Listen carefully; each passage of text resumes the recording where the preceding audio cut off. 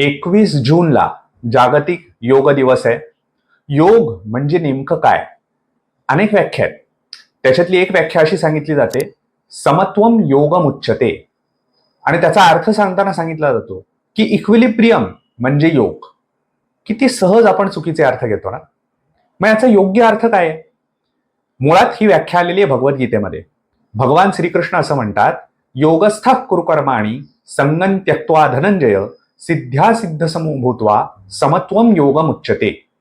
याचं स्पष्टीकरण देताना आदि शंकराचार्यांनी असं सांगितलेलं आहे की एखादं कार्य करत असताना ते केवळ ईश्वराला अर्पण केलंय या भावनेने करणं महत्वाचं आहे.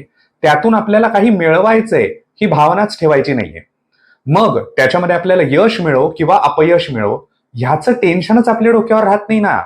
अशा पद्धतीच्या समभावनेने जे कार्य केलं जातं त्याला समत्वम योगमुच्यते असं म्हटलेलं आहे.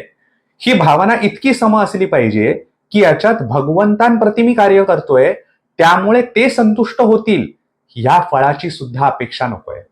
ज्या वेळेला आपण ह्या पातळीला पोहोचू त्यावेळेला खऱ्या अर्थाने योगाच्या समत्वापर्यंत पोहोचू तेच अपेक्षित आहे.